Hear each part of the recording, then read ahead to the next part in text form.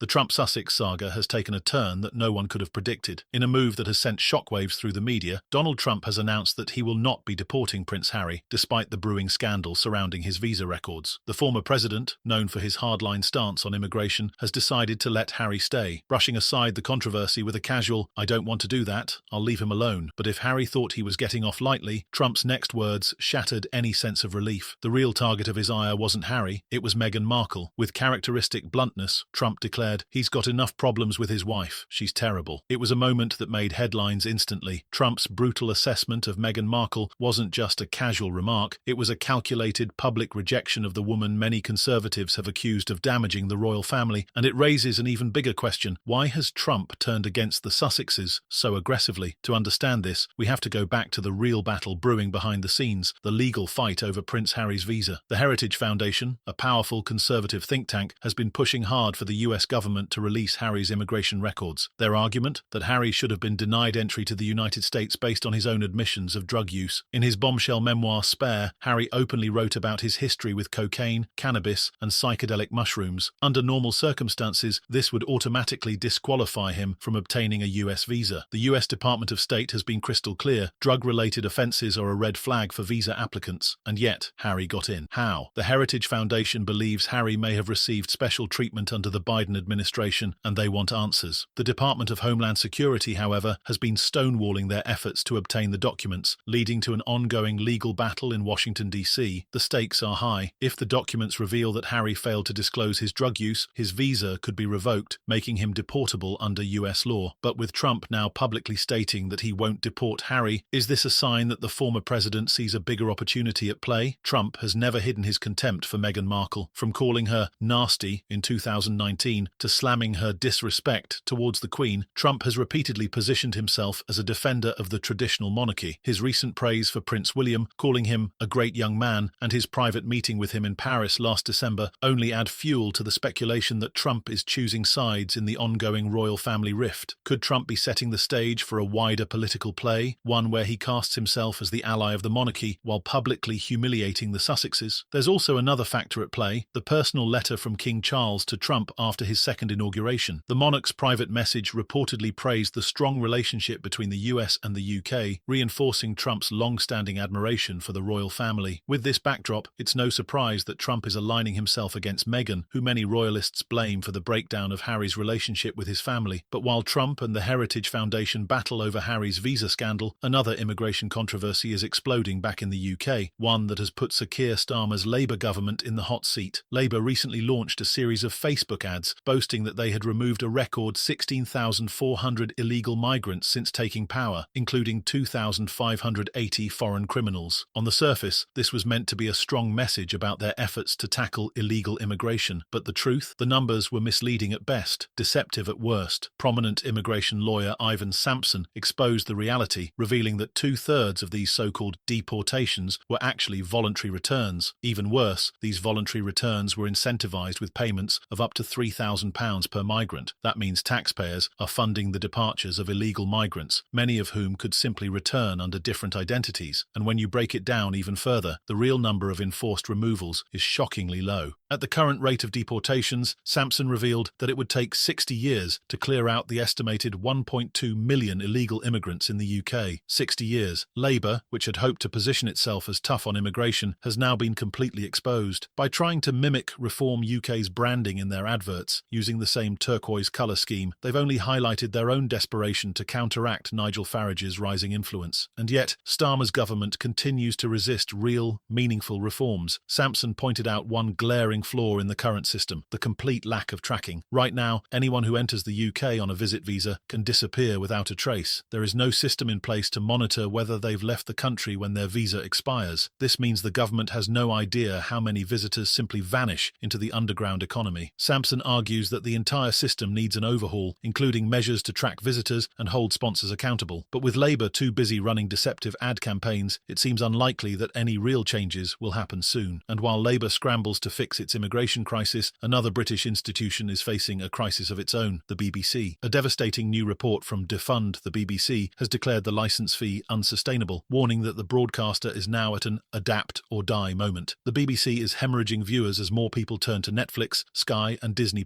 Plus for content. And for the first time in history, by 2025, Britons are expected to spend more on streaming services than traditional TV. This shift has been rapid and brutal, taking just 13 years for streaming to overtake the BBC's dominance, and the financials, they're even worse. Despite pulling in nearly £6 billion in revenue in 2023, the BBC is still running at a deficit. Worse yet, public trust has plummeted. According to YouGov polling, only 27% of the UK public believes the BBC is generally neutral. The writing is on the wall. The British public has lost faith in the taxpayer-funded broadcaster, and the pressure to abolish the licence fee is mounting. Former Culture Secretary Sir John Whittingdale has made it clear the compulsory licence fee model cannot be sustained for much longer, and Sir John Hayes, chairman of the Common Sense Group, echoed the warning, perhaps the BBC is facing an adapt or die moment. The report argues that the only way forward is for the BBC to switch to a subscription-based model, competing directly with the likes of Netflix, Amazon Prime, and Sky. But will the BBC listen, or will it cling to its outdated funding system until it collapses entirely? As the scandals pile up, from Trump's humiliation of Meghan to Labour's immigration disaster to the BBC's financial downfall, one thing is becoming clear. The establishment is losing control, and the public is waking up to the truth. The battle for power, influence, and public trust is only just beginning. The cracks in the establishment are growing wider by the day. The battle lines have been drawn. On one side, the global elites, clinging to their crumbling institutions. On the other, a public awakening to the truth. The past week has revealed just how desperate those in power have become to maintain their grip, but their missteps are accelerating their own downfall. Trump's scathing takedown of Meghan Markle was more than just words. It was a warning shot to the Sussexes, a reminder that their influence is waning. Prince Harry, once a beloved royal, now finds himself a political pawn in a transatlantic power struggle. If the Heritage Foundation succeeds in exposing how he got into the US, Harry's entire future in America could be at risk. Trump has made his position crystal clear. He might let Harry stay for now, but that doesn't mean he won't use the visa scandal to his advantage when the time is right. And Meghan? She's more isolated than ever. Trump's words, "she's terrible," are already making waves, with even former allies beginning to distance themselves from the Duchess. Once praised as a progressive icon, Meghan is now fading into irrelevance, her influence shrinking as the media moves on. Even King Charles, despite his strained relationship with Harry, has chosen to align himself with Trump, congratulating him after his second inauguration. Meanwhile, Labour's immigration nightmare is spiralling out of control. Keir Starmer's failed attempt to appear tough on migration has backfired spectacularly, with the truth about his deceptive deportation figures now fully exposed. The reality? Labour is losing control of the borders, and voters know it. Nigel Farage and Reform UK are capitalising on the chaos, gaining ground as Starmer's government scrambles for damage control. And then there's the BBC, an institution on life support. The broadcaster, once a pillar of British media, is now losing the trust of its own audience. The calls to scrap the licence fee are growing louder, and with the rise of streaming services, the BBC is running out of time. Everything is changing. The elites are crumbling, their lies exposed, and their power slipping away. And this is just the beginning. Stay tuned. More bombshells are coming.